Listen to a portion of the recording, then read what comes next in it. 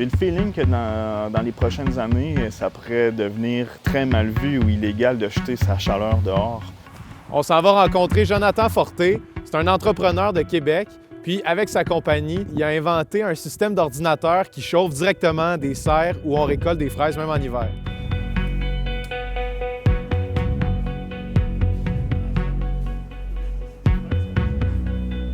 J'ai réalisé que je jetais des dizaines de milliers de dollars par mois de chaleur pendant que mes voisins payaient pour se chauffer. La première prise de conscience, c'est que ça n'avait pas bon sens que mon voisin à quelques mètres paye pour se chauffer pendant que moi, je paye pour extraire mon déchet, la chaleur. Puis rapidement, au bout de quelques mois, ça s'est changé vers les serres parce qu'on a un grave problème d'autonomie alimentaire au Québec. Au Québec, c'est une bonne place pour que ça se passe parce qu'on a certains paramètres importants comme l'électricité n'est pas dispendieuse ici, on a une main-d'œuvre qui n'est pas trop dispendieuse non plus, puis on a le climat froid qui aide notre genre de technologie. Il faut la refroidir en tout temps, même l'hiver.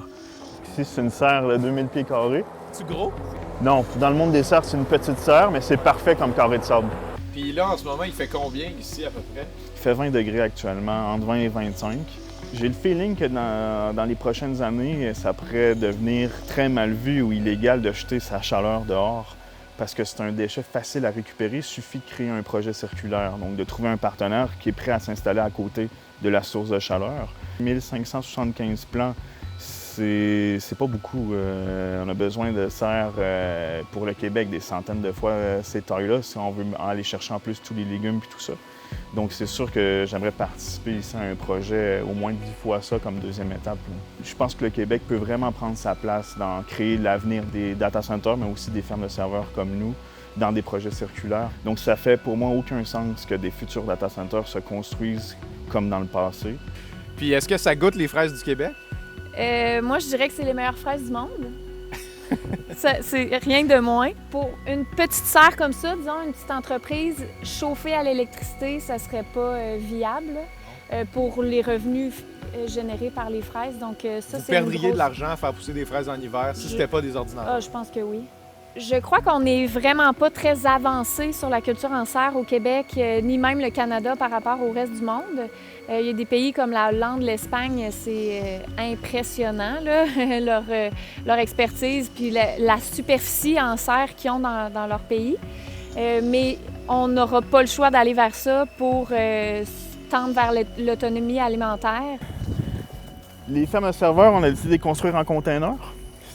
Pour nous, c'est drôlement efficace parce que dans une salle de serveur, on crée tout le temps ça en longue colonne. Fait que le container, mais ça simule bien une longue colonne dans laquelle on va mettre plusieurs racks qu'on va être capable d'accrocher des serveurs dedans. Puis ces tuyaux-là, c'est ça qui envoie la chaleur des ordis dans la serre?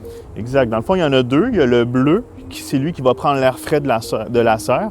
Elle va tout le temps être entre 15 et 25 degrés.